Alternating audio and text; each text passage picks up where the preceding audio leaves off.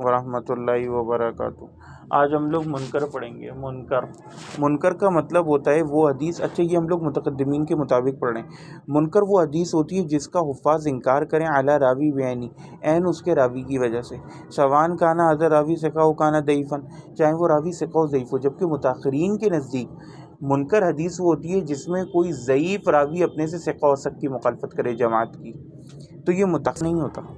ان کے نزدیک چاہے راوی ضعیف و ثقہ ہو، جس میں انہیں شک پیدا ہو جائے وہ کہہ دیتے ہیں کہ منکر ہے۔ ولیکن اذا کان ضعیفا اشتدت نکارہ، لیکن اگر راوی ضعیف ہو تو پھر اس کی نکارت میں اضافہ ہو جاتا ہے۔ اب وہ اگزامپل دے رہے ہیں، جیسے کہ حدیث ہے، مجھے حدیث نمبر بتاؤ۔ جیسے کہ حدیث ہے کہ یہ نہیں ہے نمبر بیٹا، جیسے کہ حدیث ہے کہ من کانت الآخرہ ہمہ، کہ جس کا مقصود آخرت ہو تو اللہ تعالیٰ اس کو جعل اللہ غنا فی قلبی وجاءت الدنیا مقدہ، تو اللہ تعالیٰ اس کا جو ہے غنا پیدا کر دیتا ہے اس کے لیے، اس کے دل میں، اور اس کو پھر دنیا کی حاجت نہیں رہتی۔ یہ ترمذی کے اندر حدیث ہے، اس کو امام احمد نے، امام ابن ماجہ اور ترمذی نے روایت کیا ہے، اور اس کا نمبر ہے ترمذی کا 2465۔ علامہ البانی نے اس کو صحیح کہا ہے۔ وہ حدیث قیلہ، اور وہ حدیث کے رسول اللہ سے کہا گیا، احدنا یلقی صاحب ینحنی لہ، قال لا، قال فلیلتزم ویقبل، قال لا، قال فیصافح، قال ان شاء، اخرج احمد ابن ماجہ والترمذی۔ جی تو اب یہ حدیث جو ہے نا، اس میں رسول اللہ سے کہا گیا کہ جب ہم میں سے کوئی بھائی اپنے بھائی سے ملے تو کیا وہ اس کے سامنے جھکے؟ رسول اللہ نے فرمایا نہیں۔ پھر فرمایا کہ بندے نے پوچھا رسول اللہ سے کہ کیا وہ اس کا استقبال کرے اور اس کو چومے چمٹ جائے اس سے؟ تو رسول اللہ نے فرمایا کہ لا، نہیں۔ پھر پوچھا کہ کیا اس سے ہاتھ ملا دے؟ رسول نے فرمایا کہ انشاء، اگر تم چاہو تو۔ اس کو امام احمد ابن ماجہ نے اور ترمذی نے نقل کیا ہے، اور ترمذی کا نمبر جو ہے نا وہ ہے، پیچھے ہم پڑھتے آئے ہیں کہ حسن سے مراد کہاں ہے، تو یہ ترمذی کے اندر حدیث ہے، اور اس کے آگے امام ترمذی نے لکھا ہے حدیث حسن، کہ یہ حسن حدیث ہے، اور حسن سے ہم مراد پیچھے پڑھتے آئے کہ امام ترمذی جو ہے وہ اس سے مراد ضعیف ہی لیتے تھے، اور وہ حدیث جو صرف متنن یا سندن خوبصورت ہو لیکن اصلاً وہ صحیح نہ ہو، اور متقدمین کے نزدیک حسن کا یہی مطلب ہوتا تھا، لیکن علامہ البانی نے اس کو صحیح لکھ دیا ہے۔ بہرکیف وحدیث وضع عن امتی الخطأ والنسیان وما استکرہوا علیہ، تو رسول اللہ کی جو حدیث ہے نا ابن ماجہ میں 2043 نمبر پر ہے، جس میں رسول اللہ نے فرمایا کہ اللہ تعالیٰ نے میری امت سے غلطی، بھول اور وہ کام معاف کر دیں جن پر انہیں مجبور کیا گیا، وَمَسْتُكْرِهُ عَلَيْهِ۔ یہ حدیث بھی جو ہے نا، اب دیکھیں علامہ البانی نے اس کو صحیح لکھ دی ہے، لیکن متقدمین کے منہج پہ حدیث صحیح نہیں ہے۔ کیوں؟ کیونکہ وَهَذِهِ الْأَحَادِيثُ كُلُّهَا مُنْكَرَةٌ اسْتَنْكَرَتْ عَلَى رُوَاتِهَا، یہ تمام احادیث منکر ہیں، ان پر ان کا انکار کیا ہے، ان کے روات پر، راویوں پر متقدمین نے۔ قال الامام احمد، امام احمد کہتے تھے المنکر ابداً منکر، کہ منکر جو ہے یہ ہمیشہ منکر رہتی ہے۔ ابھی دیکھو، ابھی ہم ایگزامپل کے طور پہ دکھا رہے ہیں، اب ان کے اندر انٹرنلی کیا ایشو ہے یہ بعد میں پڑھیں گے، یہ ابھی کا کام نہیں ہے، آپ لوگ بیسک بنیاد تو حاصل کرو۔ والمنکر، منکر جو ہوتی ہے ہمیشہ منکر ہوتی ہے، کیا کرے؟ ہاں، منکر جو ہے وہ المنکر یقابل المعروف، اور منکر جو ہے وہ معروف کے مقابلے میں ہوتی ہے۔ شروع میں ہم نے پڑھا تھا نا معروف حدیث صحیح، تو منکر جو ہے وہ اس کی متضاد اپوزٹ ہوتی ہے۔ ایک بات، ہاں، الحدیث الشاذ، اب ہم الحدیث الشاذ پڑھیں گے۔ متاخرین کے نزدیک شاذ کیا ہوتی ہے کہ اگر کوئی ثقہ راوی اپنے سے زیادہ اوثق راویوں کی جماعت کی مخالفت کرے۔ متقدمین کے نزدیک کیا الشاذ ہوا نفسہ المنکر، شاذ جو ہے وہ خود اپنے آپ میں منکر ہوتی ہے ان کے نزدیک۔ جی، متقدمین کے نزدیک شاذ یہ کہ قال الامام صالح بن محمد الاسدی رحمہ اللہ تعالی، الشاذ ہوا المنکر، شاذ جو ہے وہ منکر ہے، صالح بن محمد الاسدی کہتے ہیں۔ ہاکذا صرح بھی، اور اسی کی انہوں نے صراحت کی۔ والامام الحفاظ لا یستخدمون الشاذ کثیرا، اور جو متقدمین امام تھے وہ اس شاذ کے لفظ کو زیادہ استعمال نہیں کرتے تھے۔ وَيَقُولُونَ، اور وہ کہتے تھے شذ فیہ فلان، کہ اس کے اندر فلاں نے شذوذ اختیار کیا ہے، اسٹرینج حرکت کی ہے۔ وفی الغالب یستخدمون لفظ المنکر، اور وہ زیادہ تر استعمال کرتے تھے، استخدام کرتے تھے، خدمت حاصل کیا کرتے تھے کس لفظ کی؟ المنکر۔ وقال الامام ابن المبارک، یہ وہی امام ابن مبارک ہے، ہاں، تو یہ جو ہے نا یہ کہتے ہیں یہ کہتے ہیں رحم اللہ تعالی، رحمہ اللہ تعالی، اللہ کا رحم ہو ان پر، لا یأتیک الشاذ الا من الرجل الشاذ، یہ بھی ڈان تھے ویسے، یہ کہتے ہیں کہ شاذ جو ہے نا، ہاں ریکارڈ ہو رہی ہے، کہ شاذ جو ہے اس سے بچوں کا انٹرسٹ بنا رہتا ہے، شاذ جو ہے وہ لاتا ہی شاذ بندہ ہے، سمجھے؟ ہاں، شاذ لاتے ہی شاذ بندہ، یعنی کوئی عجیب سی بات لائے گا وہ خود عجیب ہوگا، جیسے مومل بن اسماعیل ہے نا، چھاتی پہ ہاتھ باندھنے والی روایت لائے، اب 10 اسٹوڈنٹ کہہ رہے ہیں کہ رسول اللہ سے ہاتھ باندھتے تھے، ایک مومل بولتا ہے کہ اعلیٰ صدر کے اوپر، تو مومل خود اس کے اندر پرابلم ہے، تھوڑا سا مسئلہ ہے مومل کے اندر، یعنی وہ پوری طرح صحیح راوی نہیں ہے، اسی لیے زبیر علی زئی اور جتنے ہیں نا یہ لکھتے ہیں کہ حسن، ان کے اندر یہ نہیں ہے ہمت کہ وہ صحیح لکھ دیں پوری طرح۔ الفائدہ، فائدہ کیا ہے؟ کثیرا ما یستخدمون المنکر، اور شیخ عبدالعزیز الطریفی جو ہے نا انہوں نے اپنی کتاب، یہ نہیں کہ لوگ میرے پیچھے پڑ جائیں، آپ لوگوں کو میں ریفرنس دے رہا ہوں، شیخ عبدالعزیز الطریفی کی کتاب ہے الحدیث المعلی فی الصلاۃ، اس کے اندر انہوں نے پورا چھاتی پہ ہاتھ باندھنے کا مسئلہ ڈسکس کیا کہ صحیح نہیں ہے، اور یا تو ناف کے اوپر باندھے نیچے باندھے، حدیثیں ان کی بھی ضعیف ہیں لیکن امت کا اس پر عمل ہے، جیسے امام ترمذی نے سرات کی اور امام احمد بن حنبل کا بھی یہی فتویٰ ہے، تو آپ لوگ اس کے اندر جا کے پڑھ سکتے ہیں مومل بن اسماعیل کی پوری بحث۔ فائدہ کیا ہے؟ کثیرا ما یستخدمون المنکر بمعنی الموضوع، اکثر وہ استعمال کرتے تھے منکر کا لفظ موضوع حدیث کے لیے، جو موضوع ہو، ٹھیک ہے، ہاں گھڑی ہوئی۔ اب یہ بتاؤ کہ آگے پڑھنا ہے الغریب ہیں؟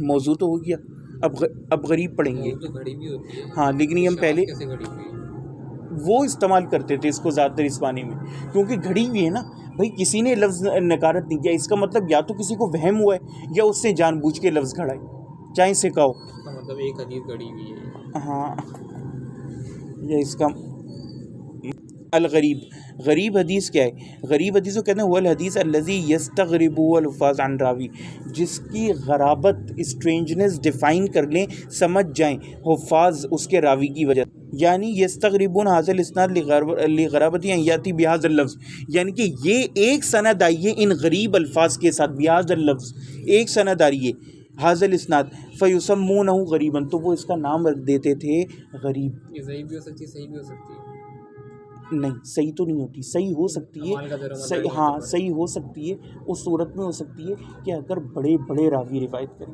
حضرت عمر ان کا ایک بڑا شاگرد روایت کرتا ہے، پھر اس سے بھی آگے ان کا بڑا شاگرد، اس سے آگے یحییٰ بن سعید، یہ بہت بڑے، تو اس صورت میں، لیکن اب یہ کہ عبداللہ ابن عمر سے صرف مواسم حج میں ملنے والا بندہ عبداللہ ابن دینار ایک روایت کر دے، یا کبھی کبھار آنے والا مجاہد ایک روایت کر دے، تو اس کی بات نہیں قبول کی جائے گی، اسپیشلی اگر وہ ایک ہی سند ہو، اس کی اور کوئی مطابعت نہ ہو، نافع کرے گا تو پھر مانی نافع کی مان لی جائے گی، کیونکہ نافع ان کا ہر وقت کا شاگرد ہے، ہو سکتا ہے چلو اور اسٹوڈنٹس کو پتہ نہیں چلی ہو، نافع نے کبھی گھر میں بات کر لی ہو، لیکن مسئلہ یہ کہ اب ایک ایسا بندہ روایت کرے جو ان کا باقاعدہ اسٹوڈنٹ نہیں ہے، یا وہ کہیں ٹریول پر گئے اور ٹریولنگ کے دوران ان سے ایک بندہ مل گیا، بغداد گئے کچھ دن گھومنے کے لیے کسی کام سے، وہاں پہ ایک بندہ ان سے ملا اور وہ کہہ کہ مجھے شیخ صاحب نے یہ حدیث سنائی، ارے شیخ صاحب تو مکہ کے، انہوں نے مکہ میں کسی کو نہیں سنائی، آپ کو بغداد وچ سنا دی، تو یہاں سے غرابت آ جاتی ہے۔ مشرا بن حان کی روایت میں بھی یہی مسئلہ ہے، ہاں وہی بات، تو وہ کہتے ہیں کہ یعنی یستغربون ھذا الاسناد لغرابت ان یاتی بہذا اللفظ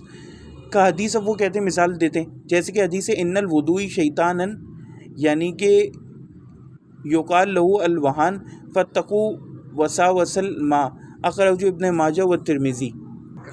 اچھا، اب یہ حدیث جو ہے نا کہ رسول اللہ نے فرمایا کہ ہر وضو کے لیے ایک شیطان ہے جس کو ولوہان کہا جاتا ہے، ولہان کہا جاتا ہے، اور تم اس کے وسوسوں سے بچو، یعنی پانی زیادہ خرچ کرنے سے بچو، وہ تمہیں اس وسوسے میں ڈالتا ہے۔ مجھے لگتا ہے میرے اوپر بھی ولہان کا قبضہ ہے۔ امام ترمذی کہتے ہیں یہ ضعیف ہے، اس کو تو علامہ البانی نے بھی لکھا ہے، لیکن ہم اس کو شاذ کے معنی میں پڑھ رہے ہیں کہ یار ضعیف ہے نا یار، سن لو نا بات، لیکن شاذ کے معنی میں لیے۔ اب امام ترمذی کے کمنٹ سنو، امام ترمذی کہتے ہیں کہ اس باب میں عبداللہ ابن عمرو سے اور عبداللہ بن مغفل سے بھی روایت آئی ہیں۔ قال ابو عیسیٰ کے ترمذی کہتے ہیں حدیث و ابی بن کعب غریب، ابی بن کعب کی جو حدیث ہے نا وہ غریب ہے، ہاں یہ جو آئی ہے یعنی ایک سند سے، وَلَيْسَ إِسْنَادُهُ بِالْقَوِيِّ وَالصَّحِيحِ، اور نہ اس کی سند صحیح ہے نہ قوی ہے، ایک تو غریب اوپر سے یہ ضعیف ہاں نہیں ضعیف تو حسن بولیں گے غریب لیکن جیسی۔ ساتھ میں غریب بھی بولیں گے نا، غریب ضعیف، کیونکہ یہ ایک ہی سند سے آ رہی ہے، اس کی اور کوئی سندیں اور بھی غریب سندیں نہیں ہیں، یعنی جس کو غریب غریب ملا کے حسن لغیری بنا لیتے ہیں۔ بڑھ گیا نہیں وہ ضعف تب بڑھتا ہے جب غریب غریب سندیں 5-6 مل جائیں، جس کو حسن لغیری آج کل بنا دیتے ہیں۔ ولیسا اسنادہ بالقوی وصیح، اور نہ اس کی سند صحیح ہے نہ قوی ہے، عند اہل الحدیث، اہل حدیث کے نزدیک، لأن کیونکہ ہم لا نعلم احدن اسندہ غیر خارجہ، کیونکہ ہم خارجہ کے علاوہ اور کسی کو نہیں جانتے جس نے اس کو رسول اللہ کی طرف لے کے گیا ہو حدیث کو۔ خارجہ یہ ایک راوی ہے، وقد روی هذا الحدیث من غیر وجہ عن الحسن قولا، اور وہ کہتے ہیں کہ اس طرح کی حسن کے قول کے طور پر بھی ایک حدیث آئی ہے ایک دوسرے طریق سے، لیکن وہ حسن تک جا کے رک جاتی ہے۔ امام حسن نہیں امام حسن نہیں، حسن بصری یہاں پہ مراد وہی ہے اس کے قول کے طور پہ، لیکن رسول اللہ تک نہیں جاتی، اس کو صرف خارجہ ایک راوی ہے جس نے رسول اللہ تک منسوب کی ہے، سمجھ گئے، یعنی رسول اللہ تک خارجہ لے کے گئی ہے۔ تو وہ تو ضعیف ہو گئی نا، راوی گرا دیا ہاں کس نے راوی گرا دیا؟ خارجہ ہے۔ راوی نہیں گرایا، خارجہ تو اس کو رسول اللہ تک لے کے گیا لیکن اس کی سند غریب ہے۔ اچھا قولو ولا، اس کے قول کے طور پہ ولا یسیو فی ھذا الباب عن النبی صلی اللہ علیہ وسلم شیء، اور رسول اللہ سے اس باب میں کچھ بھی ثابت نہیں۔ اب دیکھو یہاں پہ ولا یسو بھی آ گیا جو ہم نے ابھی پہلے پڑھا تھا پچھلی کلاس میں۔ وخارجۃ لیس بالقوی، اور خارجہ خود قوی نہیں ہے، خود قوی نہیں ہے تو رسول اللہ تک بات کیا پہنچا رہا ہے، یعنی اگر کچھ تھوڑا بہت ثابت ہے تو حسن کے قول تک ثابت ہے، اور حسن تو تابعی، اس کا قول حجت نہیں۔ جی بولیے طاقتور۔ اچھا وخارجۃ لیس بالقوی عند اصحابنا، اور ہمارے اصحاب یعنی ٹیچرز کے نزدیک خارجہ جو خود قوی نہیں ہے، وضعفہ ابن المبارک، اور اس کو ابن مبارک ڈان صاحب نے بھی اس کی تضعیف کی ہے، اس کو ضعیف کہا ہے، سمجھے؟ ہاں سمجھ لو بس ایسے ہی کہہ دو۔ تو یہ جو ہے نا ترمذی کے اندر 57 نمبر پر حدیث ہے۔ اچھا اب یہ جو باقی احادیث ہیں نا ان کی تخریج لکھی ہوئی ہے، آپ لوگ چاہیں تو ڈیٹیل میں جا کے پڑھ سکتے ہیں، اتنا تو خود بھی سرچ کرنا سیکھیں، نہیں تو گروپ میں آ کے سیکھیں۔ دوسری بات یہ ہاں یہ سب ضعیف ہیں، یعنی کہ اب ایک اور حدیث ہے کہ رسول اللہ نے فرمایا ان کی طرف منسوب روایت کہ اذکروا محاسن موتاکم، کہ اپنے مردوں کی اچھائیاں بیان کرو، وکفوا عن مساویہم، اور ان کی برائیوں سے منہ بند رکھو، اس طرح کا مفہوم اس حدیث کا، اس کو ابو داؤد ابن ماجہ ترمذی نے روایت کی ہے۔ اسی طرح ایک اور حدیث ہے کہ کل زیتون جو ہے وہ کھایا کرو، یعنی تیل اس کا، ودہنو، اور اس کا گھی وغیرہ نکالا کرو، فإنہ یخرج من شجرۃ مبارکہ، کیونکہ وہ ایک پاک درخت سے نکلتی ہے، مبارک درخت سے۔ اخرج ابو داؤد ابن ماجہ و ترمذی، اس کو بھی ابو داؤد میں ابن ماجہ اور ترمذی نے۔ دوسری حدیث ہے کہ ان نبی صلی اللہ علیہ وسلم نہا ان ینتعل الرجل قائما، کہ نبی کریم صلی اللہ علیہ وسلم نے ایک آدمی کو کھڑی ہوئی حالت میں ینتعل کرنے سے منع فرمایا، اس کا مطلب ابھی میں بھول گیا ہوں۔ اخرج ابن ماجہ، اس کو بھی ابن ماجہ نے روایت کی۔ وہذہ کلها احادیث غریبہ، یہ سب احادیث جو ہیں غریب ہیں۔ وقال الامام احمد، اور امام احمد بن حنبل کہتے تھے رحمہ اللہ تعالی، اتقوا هذه الغرائب فإن عامتها ضعاف، کہ ڈرو ان غریب حدیثوں سے، اسٹرینج حدیثوں سے، فإن عامتها، کیونکہ یہ عمومی طور پر ضعیف ہیں، کمزور ہیں، یہ صحیح نہیں ہوتی۔ تو میرے خیال سے آج کا لیسن یہاں پہ ختم کرتے ہیں، 24 پیج نمبر پہ ہم نے ختم کیا ہے، الاحادیث المرسل ہم شروع کریں گے۔ والسلام علیکم ورحمۃ اللہ۔